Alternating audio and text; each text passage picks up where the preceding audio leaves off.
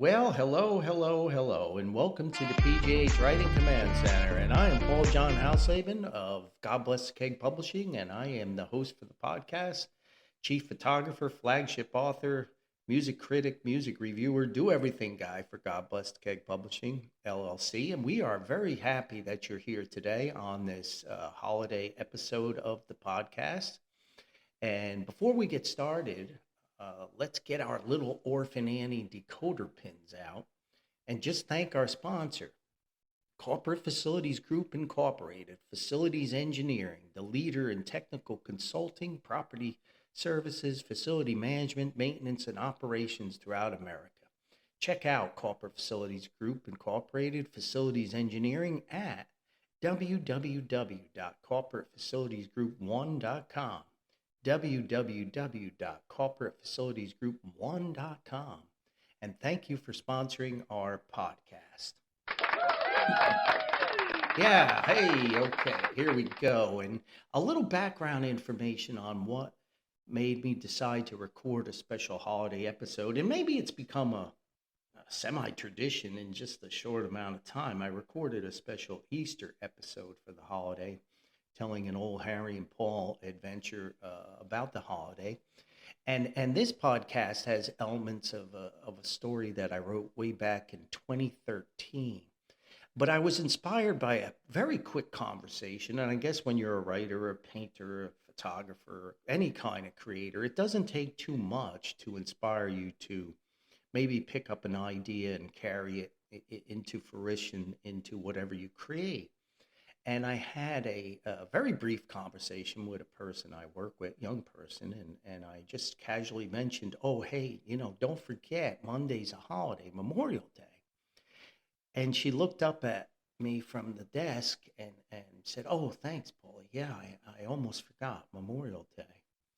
And I felt that a little strange that maybe Memorial Day was getting overlooked. I mean, I consider it one of the big six, the big seven holidays. But anyway, and then I blurted out. I just simply said, and don't forget to fly your flag. If you have a flag, it's half staff till noon.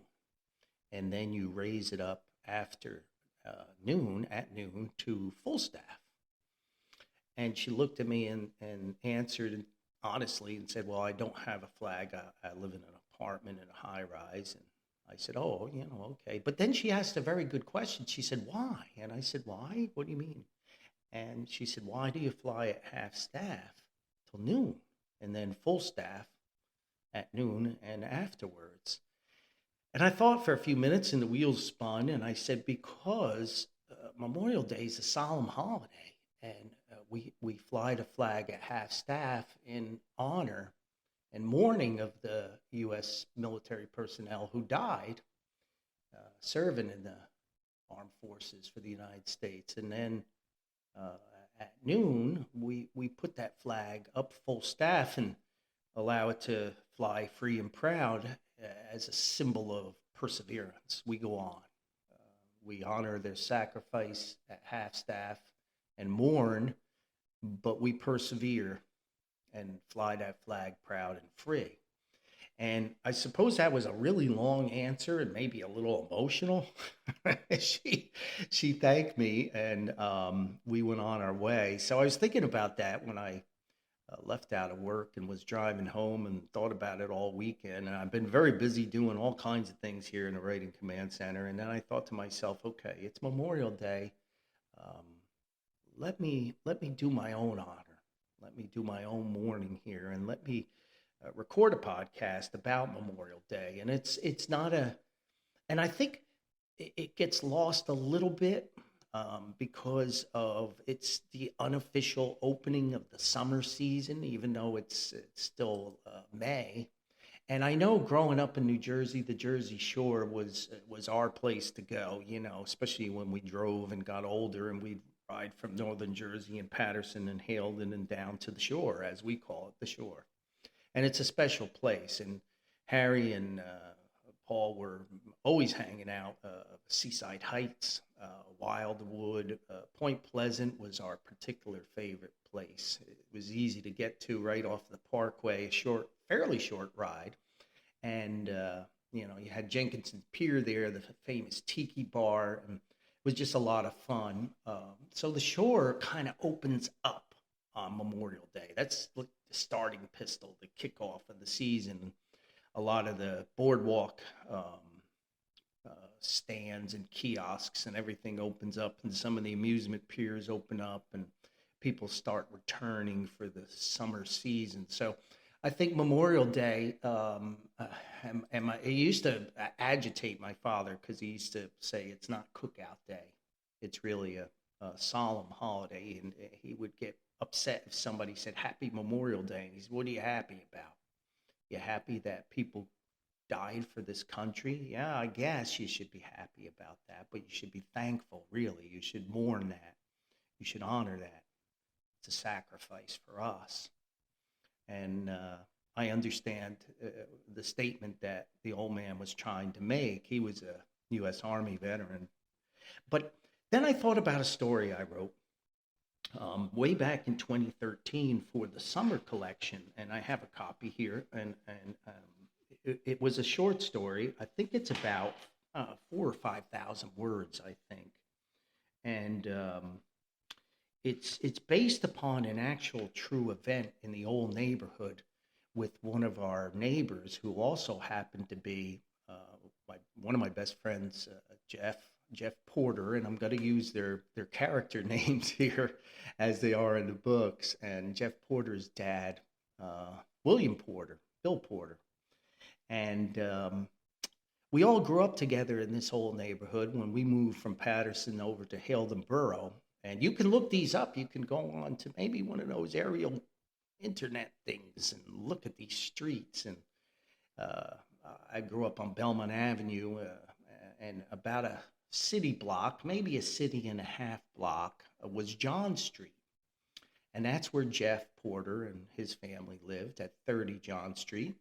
And then there was an old dye factory. We were surrounded by factories and manufacturing in Patterson and Haledon Borough. This was the age of manufacturing in this country when we actually made things here. And there were a lot of jobs, and everybody worked in these factories. Well, not everybody, but a good amount of people in the neighborhood depended on them for a livelihood. And there was a dye factory, and there was a lace factory, and there was a garment factory, and there were all kinds of manufacturing. So between 30 John Street and 20 John Street, where Harry lived, was a factory. And we used the front door, the loading area of that factory, for our hockey net. When we would shoot or we'd play handball or something, it was a big old oak wooden door. And the factory was, during our youth, it was come and go. Sometimes it was operational, other times it was abandoned because the economy and manufacturing was changing and moving to some of the overseas market. And we were all working families. We were products of working families. So you had Harry at 20 John Street, and his old man worked in stainless steel and metal fabrication. And they specialized in stainless steel diners, counters, manufacturing stainless for all these diners you see on virtually every street corner years ago in New York and Lower Manhattan and New Jersey. The famous diners, Tic Tac Diner and Bendix Diner, and all these famous diners were all stainless steel. And the company that Harry worked for, and Harry's old man, and Harry was apprenticed, was famous for their manufacturing and fabrications. And then there was Ronzo, Ronnie was Harry's brother-in-law, and they all lived together after Harry's mom passed. And Ronzo was a maintenance electrician and maintenance guy down at one of the large department stores in downtown Patterson. And my old man was a machinist, and Harry and Jeff and Paul were the three musketeers. Well, Jeff's dad, Mr. Porter, he drove a seafood delivery truck for a place called Crescent Seafood. And Crescent Seafood was all over the place. They had a very distinctive truck with seafood logos on the side, and they were over, if I remember right, in the North Ward of Patterson. And you would see Crescent Seafood all over the place. Mr. Porter got up early in the morning, as all of our dads did, because some of these shops open up very early in the morning. Maybe that's where I got the habit of getting into work at 5 in the morning. But it was the nature of the job to start early, and they would quit fairly early, 3:30, 4 o'clock, and be home. So Mr. Porter would ride all over Manhattan, Newark, Jersey City. They'd go into the shop, pick up the seafood and all the ice and everything, and deliver their seafood. And Crescent was a well-known truck that you'd see going up and down the streets. There were many of them. And that's where Mr. Porter worked. And we always had a knowledge. He was very patriotic, and he was a happy, gregarious, wonderful man who always was telling jokes and always had a smile on his face. And I'll tell you, all these folks, we didn't have much. This is a very poor old neighborhood and old houses built around the 1910, 20 era. Most of them were Dutch colonials, heavy Dutch carpentry influence in this area of northern New Jersey, Prospect Park, Haledon, down to Midland Park and Hawthorne. And all these places had a lot of Dutch influence on the carpentry and the style of houses. And we did the best we could, and our parents were wonderful people, hardworking people, but their money was a little hard to come by. These are all working families, and we made do, and we had wonderful childhoods. We had wonderful times, and they were all happy. Mr. Redmond Jr., Harry's dad, was a happy-go-lucky guy too, and they'd have these great parties, and we'd have horseshoe pits, and you can read the books. But Jeff's old man, Mr. Porter, would always walk around with this big, heavy ammo bullet in his pocket. In fact, thankfully, he drilled out the gunpowder, and it had a hole in it. It was a key ring. And he'd always pull that out and say, "Hey, you guys, bite the bullet." And it was a slogan of his. So there was always this military influence when it came to Mr. Porter, and he would march in the parades in town, and he was a sponsor of the American Legion and a member of the American Legion, and he was a huge baseball fan. He would come to all of our baseball games and argue with the umpires and get banished to his car. American Legion Baseball, Police Athletic League, all these things that kept us out of trouble and off the streets. And Mr. Porter was apparently a great baseball player. I can remember going to Jeff's house and seeing pictures on the wall of Mr. Porter in his Army Air Corps, which was a forerunner of the Air Force in World War II. So I knew he was a veteran, and as was Harry's dad and my old man and my Uncle Ed and everybody. Ronzo served in the Army in Vietnam in the Tet Offensive. But other than these parades and things and the bite the bullet, they collectively didn't talk about it. They didn't talk about their military experiences, and the story Flying that I wrote in 2013 was inspired by the one time that I truly remember Mr. Porter speaking about his military experience. And I've tried hard to research it and think about it. And the best I can remember is this event that inspired the beginning of the book, the short story Flying, which is actually in the summer collection. It's a short story in the summer collection that became very popular. And the story happened in August, the best I can remember. And maybe that's why I wrote the summer collection. It was such a hot day. And a hot stretch and a hot week. And I remember I wrote Flying on a Saturday afternoon. It was terribly hot. The Writing Command Center does not have good air conditioning. And it's very old and creaky. And And but it has some characteristics that I will miss when I eventually leave here, and I will. Central Virginia in the summer is no joke, and I've lived in a lot of places. It's hot, sultry, and humid. But I remember flying on it just a terribly hot Saturday afternoon, and it came to me, and I don't know why, except maybe I related back to when Mr. Porter told us this story. And none of us had air conditioning in these old houses. We had fans.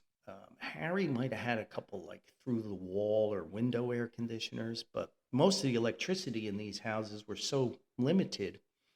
It was tough to run an air conditioner. You have to shut almost everything else in the house off to run an air conditioner, or you'd be popping fuses and circuit breakers. But I can remember we would sit on the stoops.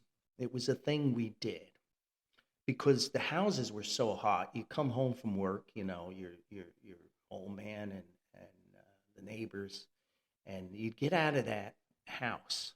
You were in a shop or a hot truck or whatever you did for a living, and the last thing you wanted to do was sit in a hot house while you waited for dinner or whatever you were going to do that night. So we used to hang out on the front stoops, and usually 20 John Street, because Harry had a nice kind of front porch, and stoop was the place we would gather. And I think Harry, Jeff, and I were probably in our early 20s, the best I can remember. And we'd come home from work and we'd all walk over there, and Ronzo would be already out on the stoop with a cold beer and a cooler. So he usually got home earlier than the rest of us. And then Harry's dad would come home. Sometimes my old man would wander over. And I remember sitting on the stoop there, and we were having a couple cold ones and talking about baseball and the Yankees or the Mets or whatever. Uh, this was the age before the internet and before texting and before all this modern stuff where people just holed up inside the house. You didn't want to be in that hot house. So we were sitting out on the stoop, and here comes Mr. Porter. He drove a big old 1969 Ford Galaxy 500, and it had fancy seats and fancy dashboard. I can see that car to this day. It was like an olive green, and it was like driving a mid-sized boat. And it would come around the corner, and Harry's dog, Coco, the world's smartest dog, would get very, very happy because Mr. Porter was like his favorite guy in the world, because he'd always have these little doggy snicky snack treats in his pocket. And he'd pop out of the car, and Coco be barking and greeting him, and he'd toss a couple treats to the dog. And he would do that, and he had a big smile on his face usually, and he'd pull out the bullet and say, "Hey, you guys bite the bullet, what's going on?" So this particularly hot day, which I'm firmly convinced was in August, and Mr. Porter pulls the big machine up there, and he pops out, and he walks over and tosses the treats to Coco. But it's not the usual gregarious, happy Mr. Porter. He's a little sad, a little forlorn. And we're like, hey, Mr. Porter, hey, Bill, what's going on? How are you today? How was your day? And he always smelled a little bit like seafood, which was understandable, being in a seafood truck for hours and hours. And he's like, yeah, I'm okay, guys. I'm just remembering this date, and it has a lot of memories associated with it. And we were like, date? Yeah. And he gets upset, and you can see it in his face, and he says, yeah, this is kind of a tough anniversary for me, this date. I remember because we had this mission in World War II, and Mr. Porter was a waist gunner and radio operator on B-25, mid-level, low-level bombers. And he went to tell us the story of how about 18 B-25s flew out of southern England. He was based in southern England and headed to France. And once more, I've researched and tried to find what maybe the location was, a harbor. I don't know. Don't have enough information to recall, but basically the Canadians, the British Royal Air Force, and the Americans flew out on this mission. They all flew the B-25. And they flew to this harbor where they British intelligence had said that the Germans were moving warships and some U-boats and some other types of ships up in the harbor. And this is the beginning of the liberation of France when they're fighting back. And the area was heavily fortified with anti-aircraft guns in the hills and the mountains around the harbor. And immediately when the B-25s come in, they're facing incredible anti-aircraft fire. And it's coming up and attacking and poking through the fuselage. And Mr. Porter's telling us the story of how they're taking on just a terrific amount of flak and anti-aircraft fire, but they're doing their mission and dropping their bombs and fighting back, and it's a heavy battle as waves and waves of these B-25s come in, and some are getting shot down and they're losing, and you could just see it in Mr. Porter's face as he recalled this, and we're speechless. We're just listening to this as this man poured this out of his soul and told us this story. We hadn't ever heard this side of Mr. Porter before. And it's coming from a great stream of consciousness, a stream of pain. And you could hear a pin drop, even though we're in a city. And he said they killed the pilot. He got shot, and Captain such and such. And the co-pilot took over. And I remember Mr. Porter saying he was a crop duster from Kansas. And that's where he learned to fly, the co-pilot. And he takes over as the primary pilot, and he swoops in low, and he gets on a squawk box, and he says to the guys, "Okay, boys, I'm going to line up those anti-aircraft guns. You let them have everything you got." And he pulled the plane up and did some kind of maneuver. And I kind of think Mr. Porter said he almost like flew under a high bridge or something. And once more, my memories are faded, but in the book, I probably embellished it a little bit and filled in the parts and pieces based upon the nonfiction and mixed it with the fiction. But the maneuver that the crop dusting pilot did was apparently very difficult. And he pulled the plane up and avoided the anti-aircraft fire and then swooped in low and lined the guns up.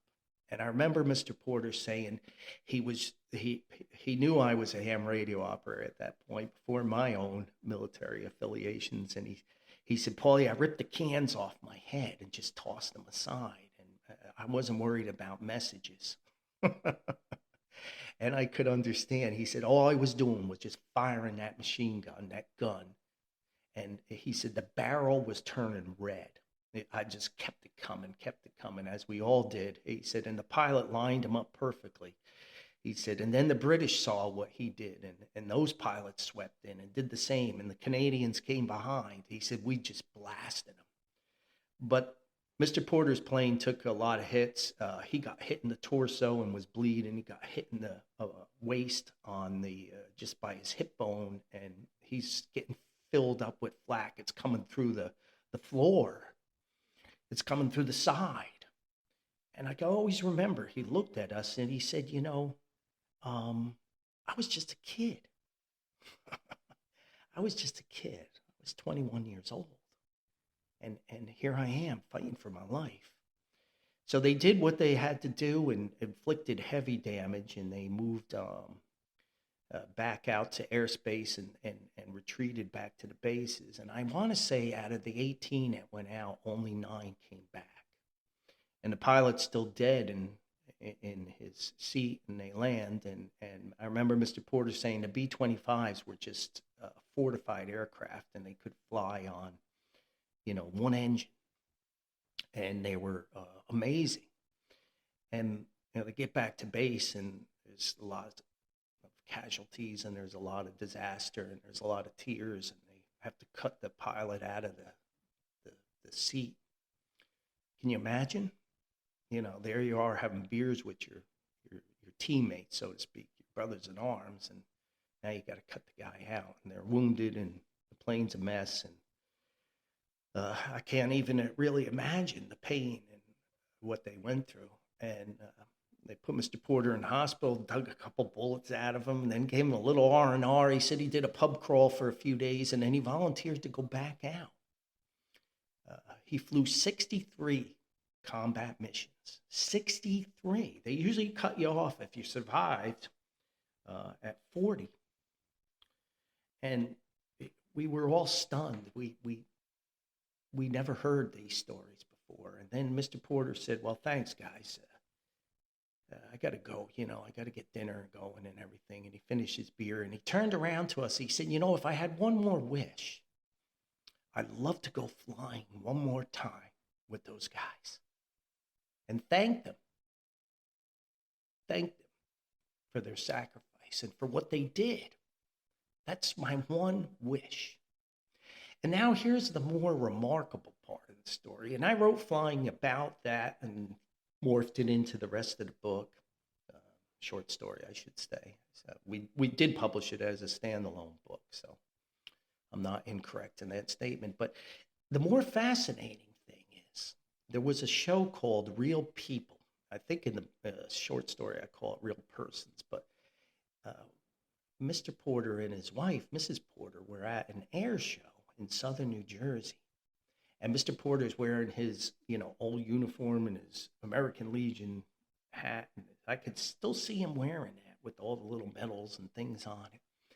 And they had a B-25 there that you could tour around.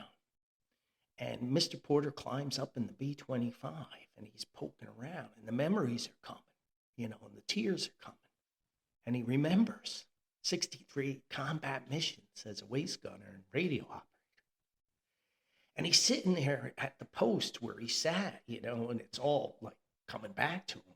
And this interview crew with this young reporter were poking around and they see Mr. Porter and they're like, wow, let's talk to this old guy. Because that's what the show was about, interviewing real people, real life, What do you do? What did you do? And they see this guy in this uniform and they ask, hey, he said, well, I was in World War II. I flew in a B-25, and he told him the story about the flak and the anti-aircraft and bombing the Germans in that harbor and all his other stories and adventures. And the reporter was filming and they were fascinated and they asked him the same question. What would you like to get out of this? And he said the same thing that he told us. I would love to shake the hands of everybody I served with. Just go flying one more time. Let that wind come through that little window. He said it would be the greatest experience of my life. And I remember they filmed this, and then of course Mr. Porter came back and told the whole neighborhood all about it. It was an exciting thing, and we didn't have fancy stuff. In fact, I didn't get a color television in my house till I was moving out. My old man, my family always had black and white, but Harry had a big color TV, big old console in his living room. So everybody gathered over on Harry's house in the living room on the night that the show was going to be broadcast. And they had told Mr. Porter when it would be on. And we watched this. We watched this in awe. And there wasn't a dry eye in that living room as he told this fantastic story. And I think back about it now, and even writing the story Flying, and I put the dedication in Flying to Technical Sergeant William Hal Pierce. 321st Bomb Group flew 63 combat bombing missions over Europe, Africa, and Egypt. Purple Heart, many other awards too. And I thought back how we never knew.